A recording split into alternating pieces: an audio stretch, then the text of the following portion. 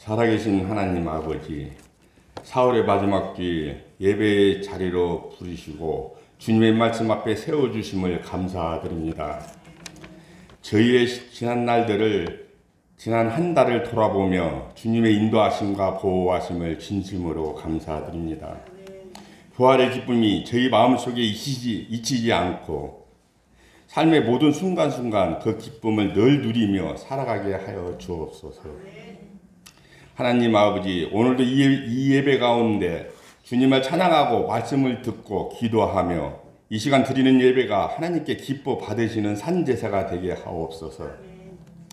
주님, 오늘 예배의 자리에 참여하지 못한 성도님들 어느 곳에 있든지 주님을 사모하며 살게 하시고, 질병으로 인하여 힘겨움과 고통 속에 있는 성도들 주님께서 몸과 마음을 깨끗게 치료하여 주옵소서.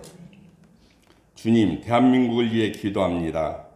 이 나라가 불안과 혼란 속에서도 주님의 손길로 안정되게 하시고, 정치적, 경제적 위기 가운데서도 주님의 지혜로 바른 길을 걷게 하옵소서.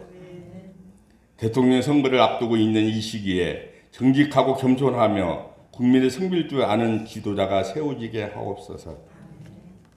다가오는 5월 가정의 달을 앞두고 우리의 가정이 말씀 안에서 회복되고 서로를 향한 이해와 사랑이 더욱 깊어지게 하옵소서.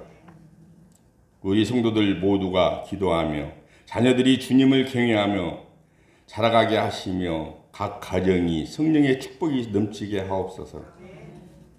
주의 몸된 교회를 위해 수고하고 헌신하는 성도들 기억하여 주옵시고, 보이지 않는 곳에서 봉사하는 자들을 축복하시고 주님의 위로와 평안이 가득하게 하옵소서. 찬양팀, 주일학교 교사들, 그리고 모든 예배를 돕는 손길들 위해 주님의 기쁨이 충만케 하옵소서.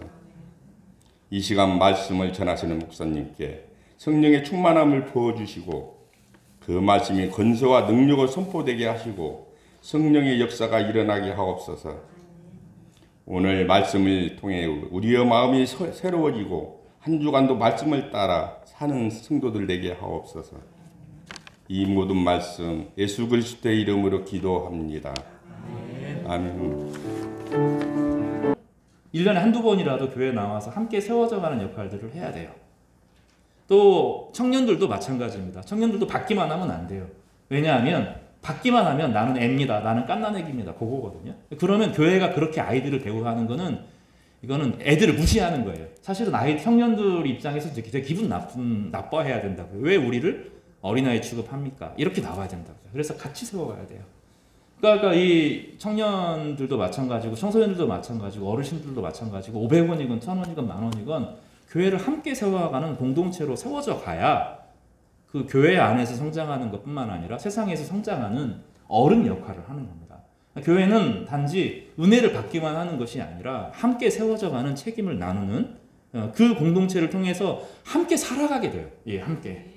이게 되게 중요한 일입니다. 이제 지금 저희가 해야 될 일들은 양육에 대한 거예요.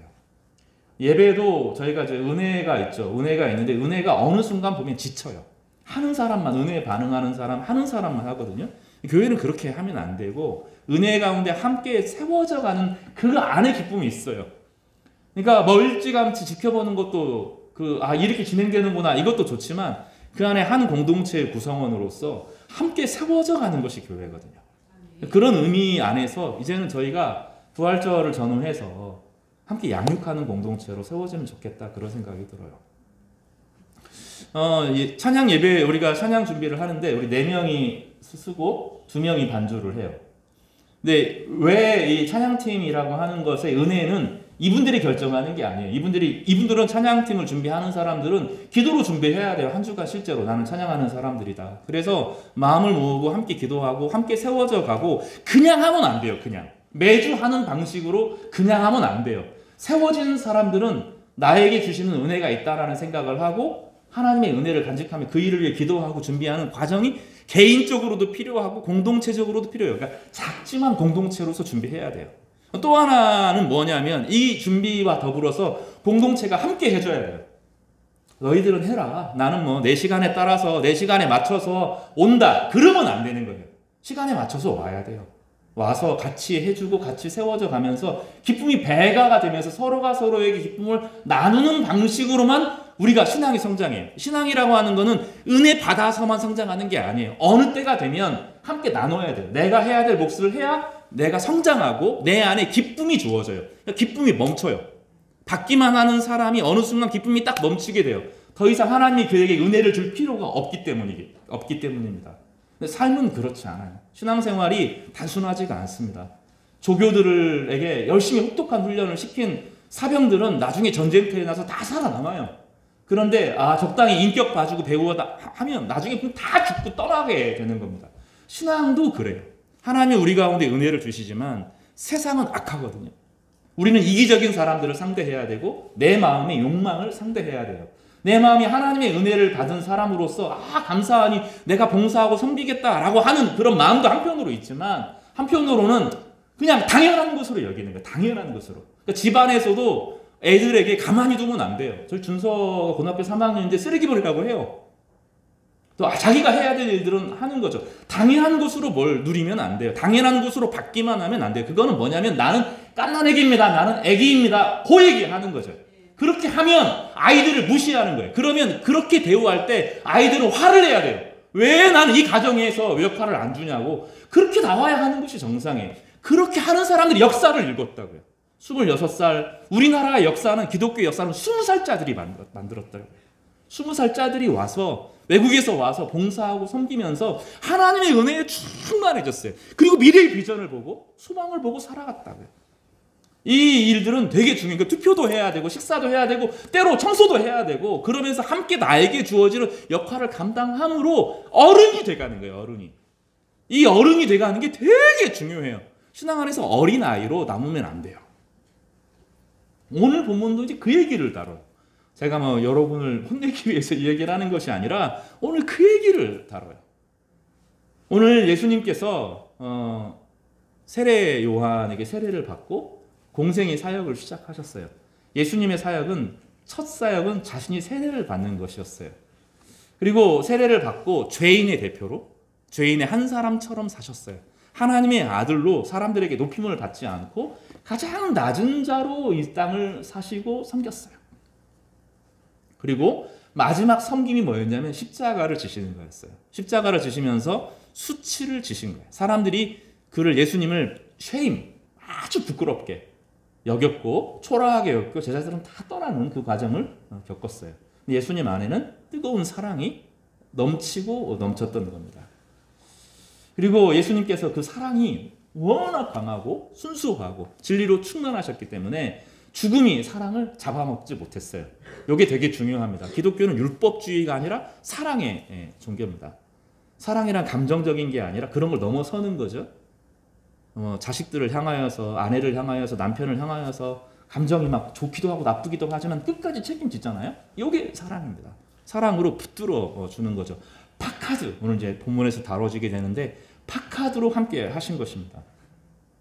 주님은 그 사랑의 능력이 워낙 강하기 때문에 죽음을 이겨낸 거죠. 죽음이 예수님의 사랑을 잡아먹지 못했어요. 예수님 안에 사랑은 영원하기 때문에 완전한 사랑은 죽음을 이깁니다. 죽음이 예수님을 잡아먹지 못했어요. 예수님이 시체 가운데 머무셨지만 다시 부활하셔서 제자들 가운데 서게 되십니다. 예수님의 부활의 여정을 살펴보면 제일 처음에 막달라 마리아를 만나셨고 그 다음에 베드로를 만나셨고 베드로와 함께 요한을 만났어요. 그리고 나서 엠마오로 내려가는 두 제자에게 찾아가셔서 그들을 격려하시고 그들로 하여금 예루살렘으로 올라오도록 하셨어요.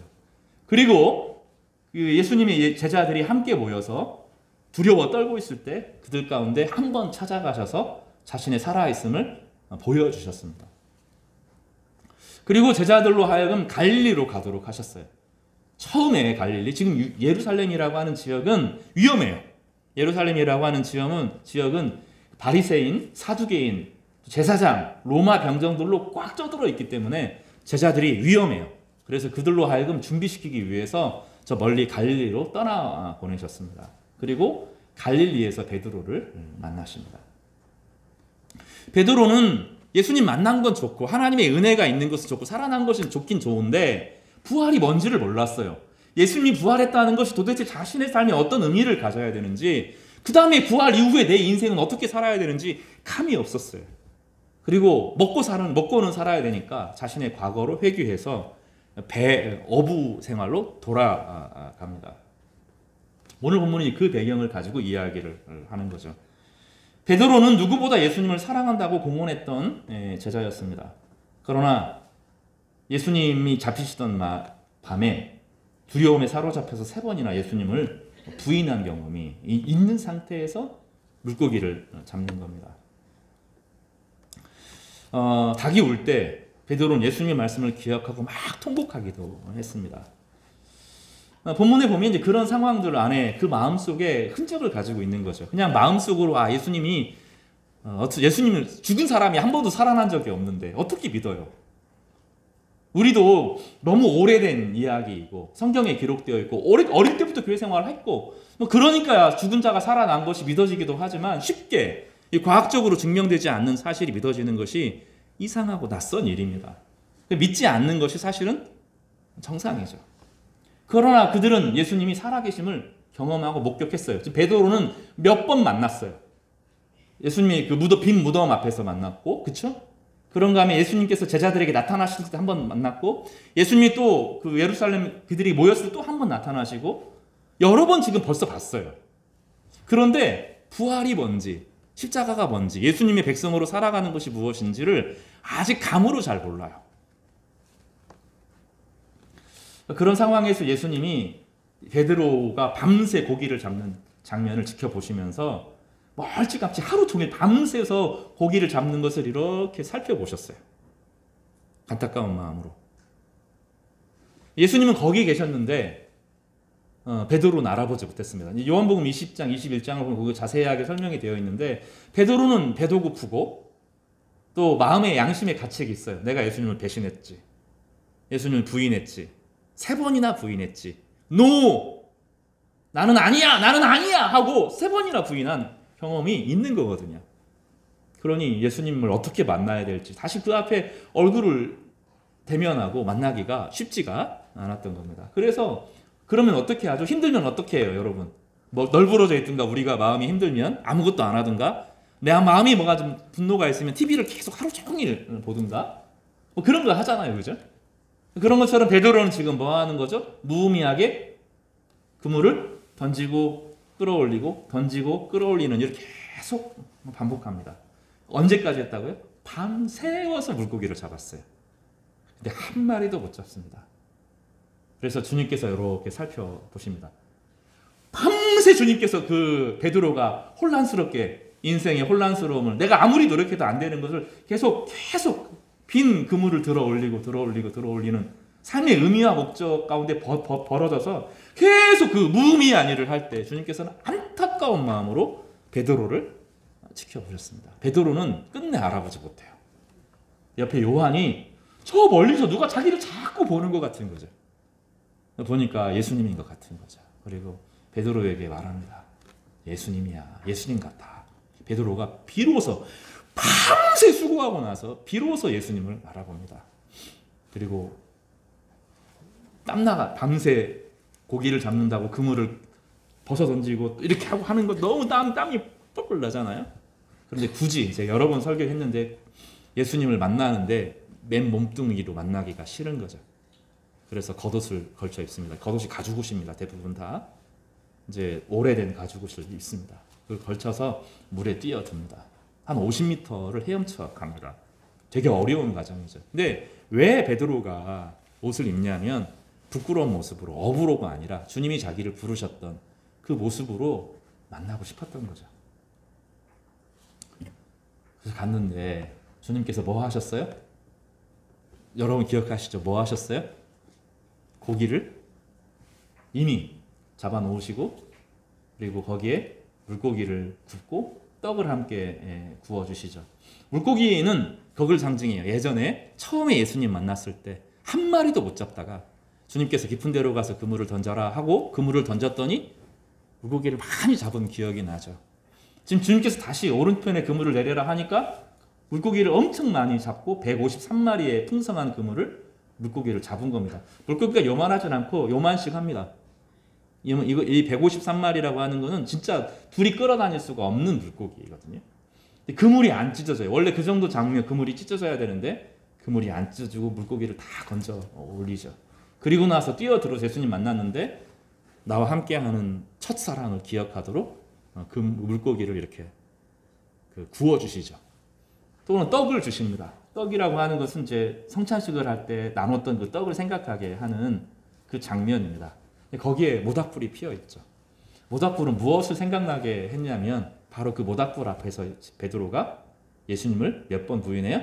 3번 부인합니다. 요한복음 18장 17절에 문 지키는 여종이 베드로에게 말하되 너도 이 사람의 제자 중 하나가 아니냐 하니 그가 말하되 나는 아니라 그랬어요. 18장 25절에 시몬 베드로가 서서 불을 쬐더니 사람들이 묻되 너도 그 제자 중 하나가 아니냐 베드로가 부인하여 이르되 나는 아니라 이렇게 말했습니다. 요한복음 18장 26절에서 28절에 대제사장의 종 하나는 베드로의 귀를 잘랐던 사람인 친척이라 이르되 내가 그 사람과 함께 동산에 있는 것을 내가 보지 아니하였느냐 하니 베드로가 또 부인하니 닭이 울더라. 다른 누가복음이나 이런 데 보면 저주했다. 예수를 저주했다. 그러니까 베드로가 예수님을 그냥 나 몰라요. 그 사람 몰라요. 이렇게 말하는 게 아니라 막 내가 예수를 알면 나는 저주를 받을 거야. 예수 저는 저주받은 놈이야. 이렇게 이야기한 거죠. 그러니까 여러분 그 말을 예쁘게 한 게 아니에요. 예수님을 향해서 어떻게 한 거예요? 욕이란 욕은 다 퍼부은 거예요. 그래서 자기를 나는 하나님 백성 아니야. 나는 그리스도인 아니야. 예수님은 죽어 마땅해. 라고 부드럽게 이야기한 게 아니라 퍼부어서 저주를 퍼부어서 예수를 욕한 거죠. 예수님께서 그 모든 장면을 지금 재현한 거죠. 불도 피워놓으시고 물고기도 구워서 여러분 생선 굽는 냄새 어때요? 좋아요? 안 좋아요? 오래된 생선 말고 지금 바로 잡아서 그러면 이제 우리는 이해가 안 돼. 회 처먹어야지 이러는데 그 나라에서 회가 어디 있어요? 민물이거든요. 갈릴리는 회 먹으면 안 돼요. 생생한 물고기를 바로 갓 잡아 올린 거를 굽는 거죠. 얼마나 냄새가 좋겠어요. 떡도 함께 구워지는데 얼마나 냄새가 좋겠어요. 불이 막 피어 밤새 이제 그 물 위에 또 금방 들어갔다 나왔잖아요. 그 물에 젖은 옷을 입고 있으면 얼마나 또 오들오들 추워요. 불이 확 피어오르는 거죠. 얼마나 운치 있어요. 근데 베드로가 그걸 즐길 수 있어요? 없어요? 모닥불이 타타타타타타 피고 있는데 뭐라고 해야 될지 모르는 거죠. 그때 차라리 혼나면 낫죠. 야! 하고 혼나면 나아요. 혼을 안 내, 예수님이. 저 같으면 좀 혼을 낼 텐데 네가 어떻게 그럴 수 있어? 이런 소리 할 텐데 그렇게 하지 않습니다. 주님께서는 내가 나를 사랑하느냐 이렇게 물어봅니다. 이 과정은 얼마나 그가 잘못했느냐를 물어보는 그 얘기를 하는 게 아니죠. 베드로가 이 과정이 없으면 평생 죄책감에 매여서 두려움과 내가 미안한 마음으로 이 인생을 살았을 거예요. 내가 잘못했는데 그때 잘못했는데 라는 마음에 살아가도록 한 겁니다. 그런데 예수님은 그 부정적인 감정, 실패의 감정, 통곡 이런 것에 머무르지 않도록 하고 새로운 관계로 나아가게 하십니다. 예수님은 부활 후 베드로를 다시 만나 과거를 추궁하지 않고 사랑을 물으셨어요. 21장 15절에서 17절 우리가 읽었던 본문에 보면 그들이 조밥 먹은 후에 식사를 다 마쳤습니다. 시몬 베드로에게 이르시되 요한의 아들 시몬아 내가 이 사람들보다 나를 더 사랑하느냐 하시니. 여기서 이 본문이 어려워요. 왜냐하면 김집사하고 박집사가 있는데 김집사가 나를 사랑하고 박집사가 나를 사랑하는 것보다 네가 나를 사랑하느냐 그 얘기가 아닙니다. 그 얘기가 아닙니다. 제가 있으면 김집사님도 있고 박집사님도 있어요. 그분들을 제가 목회를 하게 되면 사랑하게 되겠죠?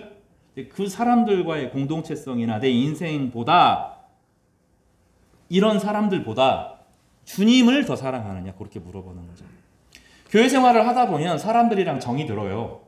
또 좋은 추억을 쌓기도 합니다. 그런데 신앙생활이 한편으로 이런 마음도 있거든요. 신앙생활 같이 오래 하다 보면 사람들에게 상처받기 싫거든요. 그래서 대표적인 말이 뭐냐면 목사랑은 같이 가깝게 지내지 말라. 그런 말이 있어요. 너무 가깝게 지내서 목사의 사생활 알면 너 실족해. 그런 얘기 여러분 많이 들어보시지 않아요? 저랑 너무 가깝게 지내지 마세요. 그 성도들 또 뭐 그런 것도 있겠죠. 탁구 열심히 치는데 황 목사가 좀 상대방을 좀 봐주기도 그래야 되는데 무조건 다 이겨버리면 또 기분이 확 상하기도 하죠. 무시당하기도 하고 가깝게 지나다 보면 인간적인 관계로 부딪히기도 해요. 신앙생활을 오래 하다 보면 좋기도 하고 나쁘기도 해요. 근데 정이 들거든요. 또 오래 교회 다니다 보면 예수님이 막 느껴지지 않고 신앙생활을 하지 않고 하나님 말 나와 하나님 관계를 돌아보지 않아도 교회 생활을 그냥 하는 거예요. 나쁘지 않아요, 이게. 그게 우리를 도와줘요. 일반 교회 생활이. 그렇지만 마음 중심에 주님께서 뭐라고 이야기하시는 거죠? 지금 너와 나와의 관계가 명확해야 된다. 그 얘기를 하시는 거예요. 그리고 뭐라고 말하냐면 얼마나 잘못했느냐로 시작하는 게 아니라 오늘이죠. 사랑이라는 것은 과거가 아니라 오늘 너와 나와의 관계 가운데 사랑으로 살자는 얘기를 하는 거예요. 주님께서는 과거 네가 그랬는데 내가 용서할 테니까 받아주고 그 얘기를 하는 게 아니라 그럼 과거형이고 지금 나는 너를 사랑하는 네가 나를 사랑하느냐라고 하는 전제는 뭐죠? 내가 너를 어떻게 한다는 거죠? 사랑한다는 전제를 하는 거죠. 여기 질문이 아가페의 사랑과 필레오의 사랑이 나눠져요. 아가페 사랑은 전적인 하나님의 사랑이에요. 그리고 필레오의 사랑은 우정 관계를 말합니다. 주님께 이 두 단계를 같이 섞어서 사용하셨어요. 나는 너를 무조건 사랑한다. 네가 어떤 죄를 지고 어떤 잘못을 했어도 무조건 사랑한다. 근데 그것으로만 주님께서 말하지 않고 필레오의 사랑을 물어요. 우정을 말하거든요. 이 두 가지는 서로 차이가 나는 것이 아니라 신앙생활의 양면을 보여줘요. 아가페의 사랑은 받기만 하면 돼요. 하나님이 내가 어떤 죄를 지었어도 나를 사랑하니 안심해도 되는 것이 아가페의 사랑이에요. 근데 우정은 달라요. 우정은 서로가 서로를 알아주는 가운데 서로를 성장시켜요. 여러분, 사람은 다른 사람을 통해서 성장해요. 다른 사람과의 관계를 통해서 성장해요. 그 사람과 갈등을 겪으면서 성장해요. 부딪히면서 성장해요. 그러면 상대방을 배워요. 내가 상대방을 변화시키고 상대방이 나를 변화시켜요. 이게 필레오의 사랑, 우정의 사랑입니다. 주님께서는 이 두 가지 사랑을 같이 이야기합니다. 이 이야기는 한마디로 줄이면 구약 성경에서는 이 사랑을 여러 가지 사랑으로 번역할 수 있는데 파카드라고 번역할 수 있어요. 따라서 볼까요? 파카드. 창세기 45장에 이런 얘기가 나와요. 요셉이 있어요. 요셉이 형제들에게 배신당했어요. 그래서 팔려갑니다. 이집트에 팔려갑니다. 나중에 총리가 됐어요. 요셉이 어떻게 됐어요? 힘이 생겼어요. 형제들이 쌀을 구하기 위해서, 밀가루를 구하기 위해서 왔는데 두려워하죠. 그래서 아버지가 살아있는 동안에는 어떻게 봐주겠지만 아버지가 죽고 나면 우리를 죽일 거다. 복수를 할 거다. 그렇게 생각을 합니다. 그래서 우리가 종으로라도 섬길 테니까 우리 죽이지 마! 하고 이제 나와오죠. 창세기 45장 5절에서 요셉이 이렇게 말합니다. 당신들이 나를 이곳에 팔았다고 해서 근심하지 마소서, 한탄하지 마소서. 하나님이 생명을 구원하려고 나를 당신들보다 먼저 보내셨나이다. 그 사랑이 나중에 50장 24절에 보면 이렇게 확대됩니다. 사랑이 잘하죠. 나는 죽을 것이나 하나님이 반드시 너희를 돌보시고 너희를 이 땅에서 인도하여 아브라함과 이삭과 야곱에게 맹세하신 땅에 이르게 하시리라. 하나님이 파카드 하시리라, 돌보시리라, 이런 말로 바꿔서 씁니다. 이 파카드라고 하는 것은 그저 받아주는 것이 아니라 양육을 통해서 성장시켜서 그로 하여금 자기 몫을 하게 할 수 있도록까지 성장하게 하는 거죠. 무조건 받는 존재가 아니라 이제 성장해서 다른 사람을 돌볼 만한 사람으로 세워지는 과정을 파카드라고 불러요. 하나님이 그렇게 너희들과 함께 할 것이다. 돌볼 것이다. 무조건 돌보는 것을 넘어서서 너희들이 스스로 자신의 몫을 할 수 있도록 만들어 주실 것이다. 라고 말하는 것이 파카드의 사랑입니다. 이 파카드가 민수기에서 전환되면 27장 16절에서 17절 이렇게 바뀝니다. 여호와께서 모든 육체의 생명의 하나님이시여 원하건대 한 사람을 이 회중 위에 세우다 라게 파카드입니다. 그들 앞에 출입하며 그들을 인도하게 하사 여호와의 회중이 목자 없는 양과 같이 되지 않게 하옵소서 하는 것이 파카드 돌보다 세우다라는 뜻이에요. 예수님께서는 그래서 베드로로 하여금 과거의 잘못에 매여 있는 삶의 방식이 아니라 새롭게 세워지는 방식으로, 이제 예수님과 베드로가 함께, 예수님 죽은 분이 아니니까 살아나신 분이니까 함께 연합하고 교제하는 아가페의 사랑과 필레오의 우정의 사랑을 통해서 다른 사람을 세울 만한 역량 있는 사람으로 세워지기를 바라는 거예요. 그러니까 베드로가 용서받은 사람으로 끝나지 않아요. 이 사람은 교회의 반석과 같은 사람이 됩니다. 이 사람의 신앙 고백 위에 교회가 견고하게 세워집니다. 이방인의 선교의 문을 열고 또 유대교회를 튼튼하게 하고 예루살렘 교회를 건강하게 하고 선교사로 함께 세우면서 교회가 교회되게 하는 가장 중요한 역할을 베드로가 해요. 우리는 성경의 기록 안에서 사도 바울의 역사를 보기 때문에 교회가, 초대교회 가운데 베드로의 역할이 얼마나 중요한지를 잘 몰라요. 그런 베드로는 초대교회 예루살렘 교회를 지키는 아주 탁월한 지도자 역할을 했고, 예루살렘 교회가 무너질 때 로마에 의해서 예루살렘이 전체가 무너지거든요. 그때 하나님의 뜻이 지금 다 나와서 로마로 가거나 다른 선교 지역으로 떠나야 된다, 이 결심을 하게 하면서 예루살렘 교회의 성도들을 지키고 보호한 사람이 베드로예요. 티투스 장군이라는 사람이 AD 70년경에 로마 군대를 데리고 와서 예루살렘 성벽을 둘러쌉니다. 그때 유대 지도자들은 가짜 지도자에 속아서 그 사람을 메시아로 삼고 거기에 머무릅니다. 근데 베드로가 판단을 합니다. 이거는 주님께서 떠나라고 하는 사인이다. 떠납니다. 성도들을 데리고 떠나고 베드로는 예루살렘으로 갑니다. 예루살렘 교회에서 사도 바울과 함께 교회를 튼튼하게 견고하게 세우는 일을 합니다. 베드로는 용서받은 개인의 사람으로만 머무는 것이 아니라 그 과거를 뛰어넘고 멋있는 교회 지도자로 세워지는 거죠. 이 단계를 우리가 겪어요. 율법주의로, 내 공로로 하나님을 만족시킬 수 없어요. 우리의 죄가 그렇게 가볍지가 않아요. 내가 아무리 공로를 세워도 내 죄의 무게를 이기지 못해요. 그러나 주님께서 우리를 용서하시고 조건 없는, 자격 없는 자들에게 부어주시는 풍성한 사랑으로 우리를 일깨워 주시고 회복시켜 주시죠.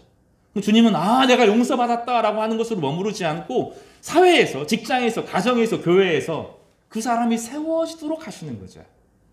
세워주십니다. 그래서 더 이상 어린아이로 유치한 단계에 머무르서 받기만 하는 것으로 머무르는 것이 아니라 그 사람으로 다른 사람을 돌보아서 그 사람이야말로 존귀하다라는 이름을 받게 하는 거죠. 여러분, 두 가지 차원의 존귀함이 있어요. 하나님의 형상으로 만들어졌기 때문에 우리는 누구나 다 존귀해요. 생명을 가진 존재로서 존귀하고 은혜를 받은 자로서 존귀해요. 그러나 하나님은 그것을 넘어서서 그가 이 땅을 돌보는 진짜 하나님의 왕 노릇하기를 원하시는 거예요. 그 존귀함이 단계가 있다고요. 주님께서 이 단계로 나아가기를 원하시는 거죠. 교회 안에, 여러분, 교회를 가볍게 여기면 안 돼요. 우리가 이 땅에서 얼마나 하나님의 영광을 드러내는가도 중요하지만 교회 안에서 성도들이 집사로 살아가고 권사로 살아가고 장로로 세워지고 진짜 존귀한 거예요. 하나님 나라에서 얼마나 귀하고 값어치는지 몰라요. 그러면서 그 장로님이 성도들을 위해서 기도하고 권사님이 다른 성도들을 위해서 기도하고 가슴 아파하고 가슴이 찢어지고 책임을 함께 지는 거, 이거는 어디에 비할 수 없어요. 어디에 비할 수 없어요. 집사님이 그렇게 하고 장로님이 그렇게 하고 청년들이 그렇게 하고 교회 안에서 그 일들을 함께 세워져 가는 것이 필요해요. 지금 우리 교회가 너무 즐겨요. 너무 즐겨. 되게 좋죠. 감사하고 기쁘고 너무나 은혜가 충만하고 너무 감사한 것이 많아요. 그런데 가끔 제가 두려운 마음이 드는 게 있어요. 뭐냐면 우리가 물에 빠져 있는 사람인데 다 선장이 건졌단 말이죠. 근데 자기들끼리 파티하고 즐거워하는 거죠. 사람들이 여전히 물에 빠져서 죽는 사람들이 있는데, 나는 구원받았네, 나 구원받았네, 너 구원받았네, 나는 태어날 때부터 구원받아 있었어. 이 얼마나 비겁한 행동이야. 나중에 죽어서 갔는데 난 열심히 교회 왔다 갔다 남들이 해주는 밥 먹고 남들이 해주는 청소하고 거기 그냥 왔다 갔다 했습니다. 구원받았습니다. 아멘. 이럴까 봐 걱정이 됩니다. 이럴까 봐. 구원받고 하나님 존귀한 백성이 은혜죠. 은혜로 구원받고 은혜로 너무 귀하고 그것만으로도 감사합니다. 근데 주님이 그 단계를 넘어서야 된다는 거죠. 넘어서서 진짜 영광스러운 사람으로 세워져 가기를 원하시는 거예요. 그래서 기도해야 돼요. 일주일에 한 번이라도 진지하게 기도하면서 다른 성도들을 위해서 기도해야 돼요. 부모님을 위해서 기도해야 돼요. 자기 자녀를 위해서 기도해야 돼요. 나중에 보면 자기 아내를 위해서 기도해야 돼요. 남편을 위해서 기도해야 돼요. 이거를 뭐라고 불러요? 사랑이라고 불러요. 하나님의 은혜를 아는데 무시하고 철저히 자기 혼자 고립되어서 그러면 뭐에 살죠? 자기 욕망과 두려움에서 사는 거예요. 그냥 이 땅을 그냥 적응하고 사는 거죠. 주님께서는 베드로가 죄책감에 머무르거나 근심에 머무르거나 염려에 머무르거나 어린아이 수준에 머물지 않기를 원하셨다는 거죠. 그래서 이제 주님께서 베드로에게 말하십니다. 본문에 보면 세 가지로 이야기를 하시죠. 같이 한번 좀 보겠습니까? 15절에서 17절까지 이야기로 한번 좀 해보겠습니다. 같이 천천히 15절에서 17절까지 읽어보겠습니다. 시작. 그들이 조밥 먹은 후에 예수께서 시몬 베드로에게 이르시되 요한의 아들 시몬아 내가 이 사람들보다 나를 더 사랑하느냐 하시니 이르되 주님 그러하나이다. 내가 주님을 사랑하는 줄 주님께서 아시나이다. 이르시되 내 어린 양을 먹이라 하시고 또 두 번째 이르시되 요한의 아들 시몬아 내가 나를 사랑하느냐 하시니 이르되 주님 그러하나이다. 내가 주님을 사랑하는 줄 주님께서 아시나이다. 이르시되 내 양을 치라 하시고 세 번째 이르시되 요한의 아들 시몬아 내가 나를 사랑하느냐 하시니 베드로가 근심하여 이르되 주님 모든 것을 아시오매 내가 주님을 사랑하는 줄을 주님께서 아시나이다. 예수께서 이르시되 내 양을 먹이라. 여기 보면 처음에는 어린 양이 나와요. 어린 양. 신앙은 어린 양에서 장성한 양으로 성장하는 과정이 다 필요해요. 여러분이 어린 양으로 머물면 안 됩니다. 베드로의 역할도 어린 양을 돌보고 나중에 양을 치는 것으로 점점 장성한 양을 치는 것으로 나아가게 하는 거죠. 이게 베드로의 성장임과 동시에 그를 통하여서 다른 이들이 일어나도록 하는 성장의 이야기를 함께 담고 있는 것입니다. 본문의 이 사랑의 단계가 필요한 거죠. 주님께서 우리에게 물어보시는 거예요. 너 양치고 있냐? 여러분 이거를 목사에게 너 양치고 있냐? 그렇게 물어보면 안 돼요. 이거 교회가 해야 될 일이에요. 교회가. 교회는 누구나 자기 양을 쳐야 돼요. 어린 양을 돌보듯이 돌봐야 돼요. 어린 양에게 많은 것을 요구할 수는 없어요. 다 해줘야 되죠. 어린이에게 해주는 것처럼 다 해줘야 돼요. 그러나 그가 어린 양이 자라서 성장할 수 있도록 돕는 과정을 겪어가야 됩니다. 교회가 해야 될 일들은 그거죠. 그러니까 여러분은 처음에는 은혜를 받고 누리지만 그 십자가의 은혜와 더불어서 부활의 능력과 은혜 가운데 그 사랑의 동참함으로 경험되어지는 위대한 삶의 무게가 있는 거예요. 무게가 나가는 사람이 돼요. 가치가 나가는 사람이 돼요. 이미 주님께서 우리의 모든 죄를 피값으로 사셨지만 그것으로 그치지 않고 우리 인생 전체를 통해서 어떻게 해요? 교회와 가정과 직장에서 따라서 볼까요? 교회와 가정과 직장에서 자신의 몫을 담당하는 사람으로 성장하도록 하는 거예요. 그러니 베드로에게 지금 어떤 일이 일어나는 거죠? 그가 과거의 상처와 죄책감과 두려움에 완전히 사로잡힌 연민, 자기 연민이라고 부르죠. 자기 연민에서 벗어나서 이 일을 누구랑 함께? 예수님과 함께, 부활하신 예수님과 함께 하도록 하는 거죠. 그래서 우리의 기도에, 우리의 삶의 많은 영역 중에 교회를 향한 영역이 있어야 돼요, 여러분. 저희 교회가 그저 와서가 아니라, 와서 좋고 줄이는 것이 아니라 교회와 나와의 관계를 한 번은 생각해야 돼요. 내가 교회에서 받은 것이 무엇인가? 교회가 나에게 준 상처도 있겠지만 더 나아가서 내가 주님이 주신 사랑 안에서 다른 사람을 섬김으로 내가 성장해 가고 내가 사랑으로서 사랑의 장을 실현하는 그 역할들이 교회 안에 있기를 바랍니다. 나와 하나님과의 관계, 나와 세상에서 내 역할의 몫을만 생각하면 안 되고 나와 성도들과의 관계, 나와 주님과의 관계, 나와 교회 예배와의 관계, 나와 우리 교회 부서와의 관계 가운데 자신의 역할들을 발견하고 세워가는 일들이 이제 우리가 필요한 단계에 온 거죠. 그래서 새로운 교회론이 다시 정립되기를 바라요. 친목 관계를 넘어서서 하나님과 함께 하면서 사랑하는 단계로 다른 사람을 양육하고 돌보는 관계로 나아가야 합니다. 직접적으로 돌보지 못하면 기도하는 시간이라도 가져야 돼요. 다른 성도들을 향하여서 기도하고 때로는 연락하고 때로는 마음을 주는 것이 필요하죠. 여러분 그거 아니에요. 성도들이 힘들어하는데 목사가 전화할 이게 아니라고요. 이건 누구 몫이죠? 내 몫이에요. 내 몫. 나이가 들면 자꾸 포기하려고 해요. 자꾸 물러서려고 합니다. 그러면서 한편으로는 어떻게 되죠? 나는 지쳤다. 그 얘기하는 거죠. 난 피곤하고 난 늙고 난 아프다. 맞아요. 근데 이게 놀라운 역설이 무엇이냐면 하나님이 능력 주시는 것 안에서 해요. 돕다 보면 힘이 생겨요. 이게 참 역설입니다. 이게 놀라운 역설인데 나 중심으로 내 속으로 들어가 보면 힘이 점점점 상실됩니다. 할 수 있는 것도 점점점 상실됩니다. 그러나 작은 것을 하나씩 동참하기 시작하면 그 안에 성령께서 운행하셔서 나로 하여금 차고 넘치게 하셔요. 이게 교회의 역설이에요. 이게. 그것을 통해서 우리는 하나님의 능력을 풍성하게 경험하게 되는 거죠. 오늘 말씀 정리하겠습니다. 주님께서는 베드로가 상심하고 낙심해 있고 괴로울 때, 절망에 빠져 있을 때 단지 그를 용서하고 내가 살아났으니 끝났다라고 하지 않고 그에게 새로운 미래가 있음을 가르쳐 주셨습니다. 우리에게도 동일하다고 저는 믿습니다. 예수님께서 우리를 위해서 죽으셨고 그것으로 충분히 감사하고 감사함으로 자꾸 몇 가지를 할 수가 있을 거예요. 그러나 감정이라는 것은 금방 우리를 속이죠.